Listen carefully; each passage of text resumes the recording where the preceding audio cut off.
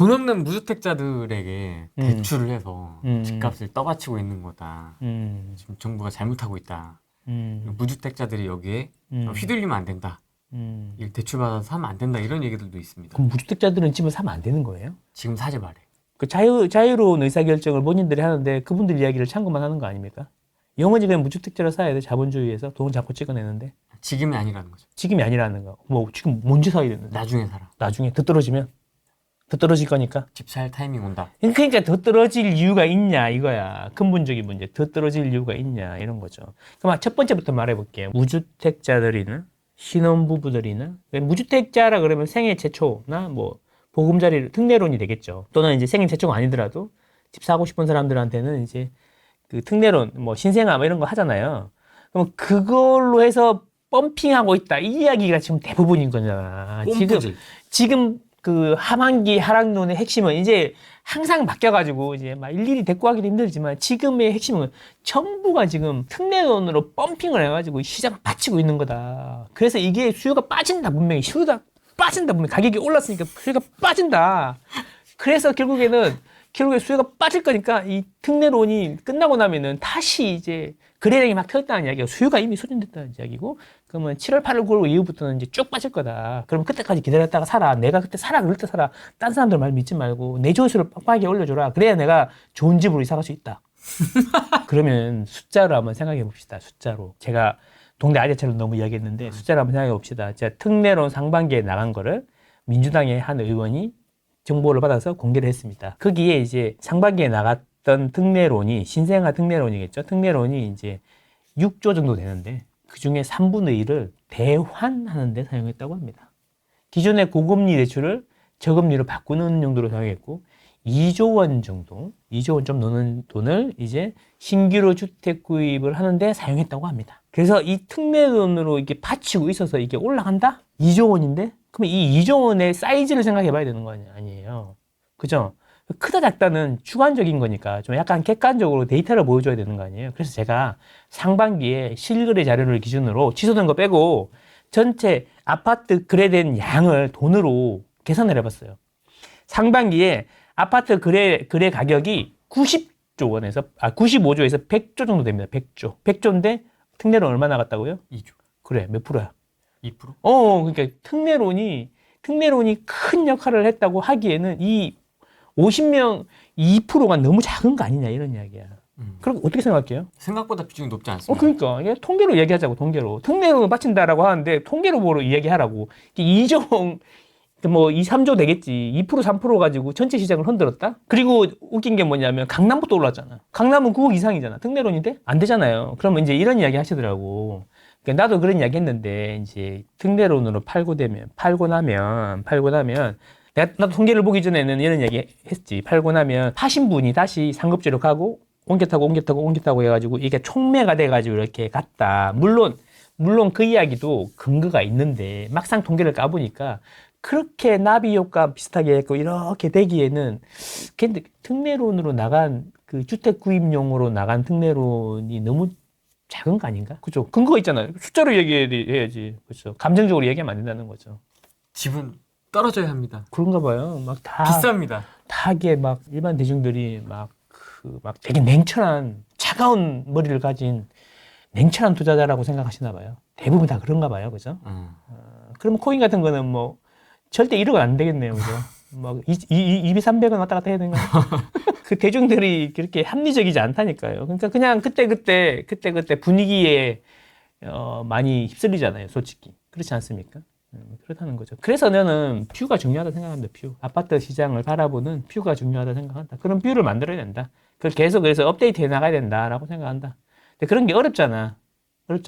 그러면 집값을 이끌고 가는 핵심이 뭐냐. 이렇게 되게 단순하게 막 자질구레한 거 이런 거 다 빼고 단순하게 생각해보면 결국에는 집값을 움직이는 거는 뭐 심리도 있고 뭐도 있고 하는데 짧게 보지 말고 부동산을 출신 애널리스트들이 설명을 하니까 시향 브리핑을 계속 하는데 집은 한번 사면 2년이야 2년 최소 2년 이상 들고 있어야 되고 평균 보유기간이 7년에서 10년이에요.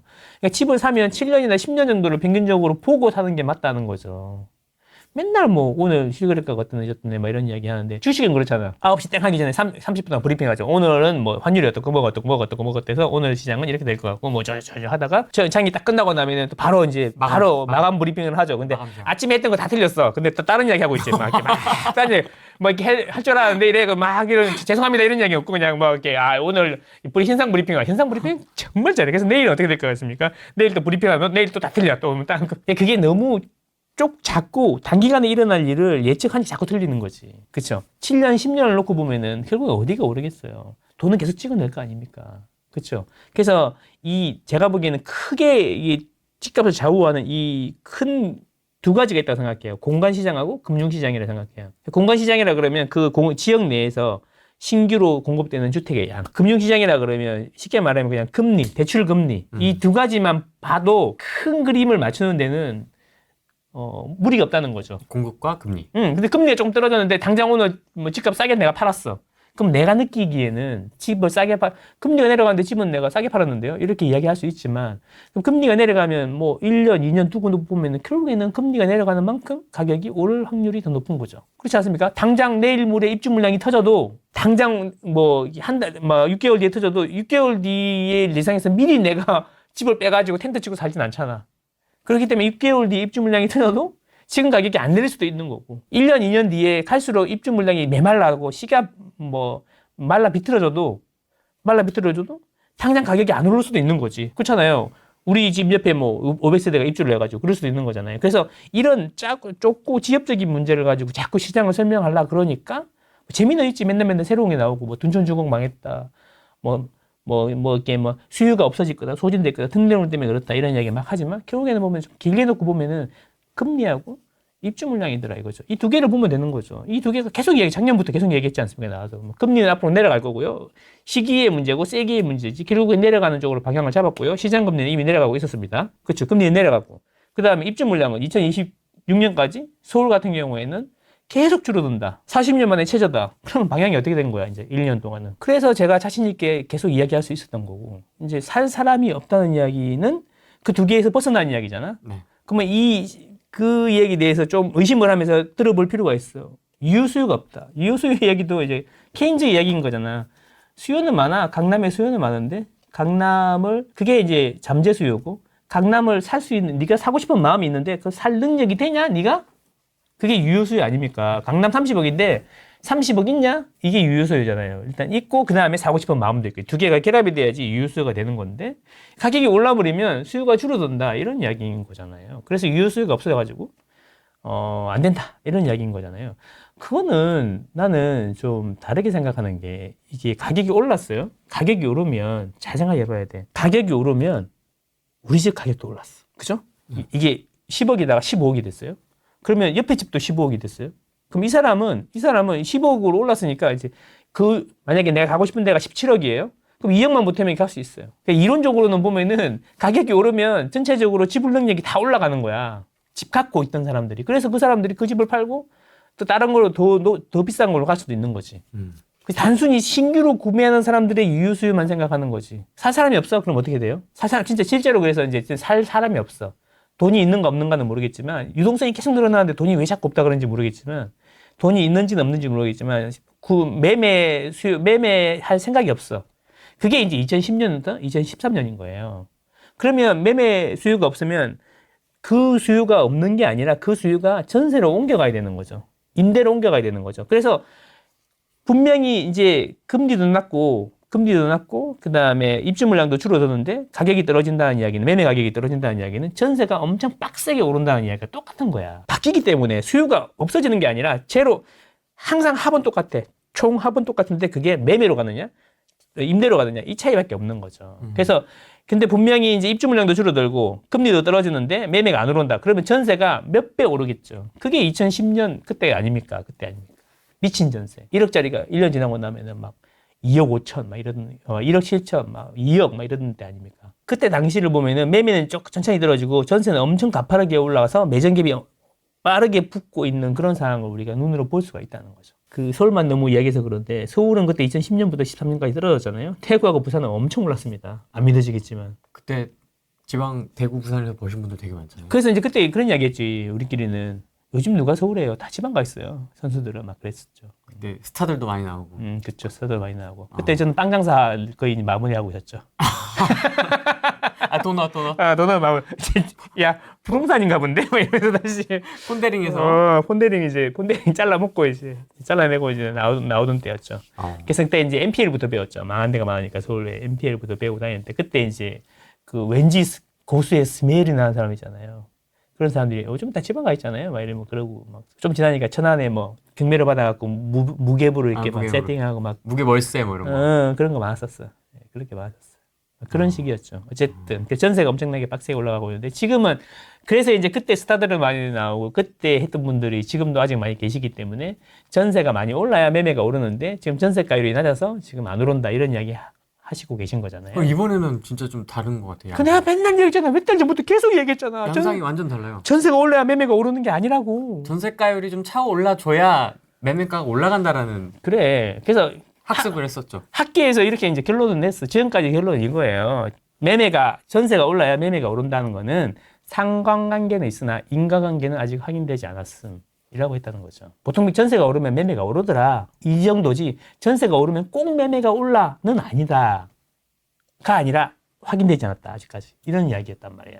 그래서 이제 제가 생각하는 거예요. 기대 수익률이 크면 전세 안 살고 매매로 갈아타는 거죠. 지금은 기대 수익률이 큰 것 같다는 거지. 왜? 많이 떨어져서 그럴 수도 있지만 2020년, 21년에 포모, 트라우마가 남아있는 거지. 그게 자꾸 기억하는 사람들은 자꾸 갈아타는 거죠. 무주택에서 유주택으로 갈아타고 1주택에서 더 좋은 데로 상급지로 갈아타고 이러고 있는 거죠. 그래서 지금 통계를 보면 그래서 제 말대로 전세보다 매매가 더 빨리 오르고 있지 않습니까? 그리고 이제 51% 정도 수준에서 벌써 스타트 했다고 얘기했잖아요. 그죠? 그래서 매정기비 좀 붙는다다가 다시 벌어질 거란 말이지. 그러면 이 오르는 걸 어떻게 설명할 거야? 그래서 그런 것 때문에 아직 오를 때가 아니다라고 이야기하는데 제가 눈으로 보여드리죠. 오르고 있잖아요. 근데 자꾸 현실을 부정하는 거지. 현실을 부정하는 상승론자도 있고 근거 없이 그냥 무조건 이제 올라야 내려야 된다랑 집이 오르고 내린다를 구별을 못하는 사람들이 아직도 많죠. 무슨 얘기인지 아시겠어요? 그러니까 대부분의 하락론자들이 이제 지금은 이제 좀 약간 바뀐 게 뭐냐면 지금은 이제 아직도 뭐 여전히 뭐 이상한 이야기 하는 핵심 포인트에서 두 가지 공간하고 이제 수급에서 벗어난 이야기를 막 해대면서 사람들을 이제 그 뭐라 그러냐 헷갈리게 만드는 사람들이 아직도 있는가 하면은 이제 정부 탓하는 사람 또 그 뭐라 그러냐 아직도 당이론에서 못 빠져나오는 거죠. 집이 싸야지 이게 나라냐? 오 어디서 보면 어디 방송에서 많이 본 것 같지 않아? 집을 가지고 장난치면 되냐? 그래 이 나라냐? 갭투기꾼들아 막 이런 거 있잖아. 막 그런 거하고 똑같은 거잖아. 그러니까 제 이야기는 뭐냐면 돈 이야기 하고 있잖아요. 네. 돈 이야기인데 집이 오르고 내리는 것과 집이 내려야 하는 것은 다르다는 거지. 이게 내려야 하는 것을 가지고 집이 그냥 시장에다가 그 생각으로 시장을 바라보니까 뭘 해도 잘못된 거고 뭘 해도 내려야 되는 거고 이런 식으로 바라보는 거야. 땀 흘려서 일해서 돈을 벌어라. 이 투기꾼들아. 이런 거 막 달리고. 막 어지러지래요. 나 땀 많이 나. 지금 하고 있는데. 나 지금 땀 많이 나거든. 땀이 팍팍 나온다. 나 원래 땀이 별로 없는데 요즘 땀이 많이 나네요. 노동이 절대적으로 뭐 중요한 거 그러면 뭐 마르크스 따라가던가. 예, 그렇죠. 노동은 절대 가치. 노동은 똑같은 거야. 또 노동 시간이 중요한 거야. 질 같은 건 우리가 채택 아니잖아 아직. 그런 거 채택 아니잖아요. 그렇죠. 저는 효율이 되게 중요한 거라 생각합니다. 똑같이 일해도 효율이 얼마나 중요하냐 이런 거죠. 자본주의잖아요. 그 토마 피케티 책 보면 21세기 자본론이라는 책은 다 읽지는 않았지만 요약본만 봤지만 이런 거 있잖아. 그 토마 피케티가 하고 싶은 이야기는 그래서 자본이득세를 해서 부유세 같은 걸 도입해가지고 돈 많은 애들 뺏어가지고 나눠줘야 된다. 결론 그것만 기억하는데 그 사람의 그 결론이 나오기까지의 과정을 좀 읽어볼 필요가 있다. 그 과정은 뭐냐면 내가 있잖아. 얘들아 선진국을 한 200~300년 동안 데이터를 이렇게 조사를 해보니까 있잖아. 근로소득보다 자본이득이 훨씬 더 크더라. 시간이 갈수록 더 크게 벌어지더라. 그래서 자본이득을 취하는 사람이 부자더라 이거지. 그러니까 자본이득을 취하는 사람들 돈을 뺏어가지고 근로하는 사람들한테 나눠줘야 된다. 이렇게 주장했는데 그 제일 마지막만 생각하고 있는 거야. 그 과정이 뭐냐면 그러면 우리는 다시 생각해보자. 와 자본이득이 근로소득보다 훨씬 더 장기간에 걸쳐서 높은 수익률을 냈다면 우리는 지금 내가 근로를 하고 있지만 장기적으로는 계속 근로를 해야 되는 거야? 아니죠. 무릎에 힘 빠지고 나이 들었는데 계속 일해야 되는 거야? 노동의 가치가 신성하니까 그 노동의 가치가 신성하니까 그러면 나중에 늙어서도 막 젊은 사람들하고 똑같이 일해야 되는 거야? 그럼 망치질하고. 말도 안 되는 이야기잖아. 그때는 자본소득이 필요한 거잖아요. 그래서 소득이 있는 동안에 근로소득을 버는 동안에 자본이득을 계속 만들려고 노력해야 되는데 계속 집 사면 안 돼. 그죠? 그럼 주식 투자해서 본 거는 땀 흘려 본 거야? 진짜 궁금하다. 코인으로 본 거는 땀 흘려 본 거야? 진짜 궁금하다. 돈을 그러면 뭐 땀 흘려서만 벌어야 되는 거야? 그래서 이제 일정한 룰이 있잖아요. 법이라는 게 있고 룰이 있고 그 룰 내에서 이렇게 최대한의 이익을 내는 게 나와 우리 가족의 행복이다 라고 생각하는 사람들도 많은 거 아닙니까? 그렇지 않습니까? 그런 거죠. 룰 내에서 법이 허용하는 테두리 내에서 열심히 경쟁해가지고 좀 더 많은 재산을 가지려고 하는 게 인간의 당연한 심리 아닙니까? 이게 나쁜 겁니까? 그렇지 않습니까?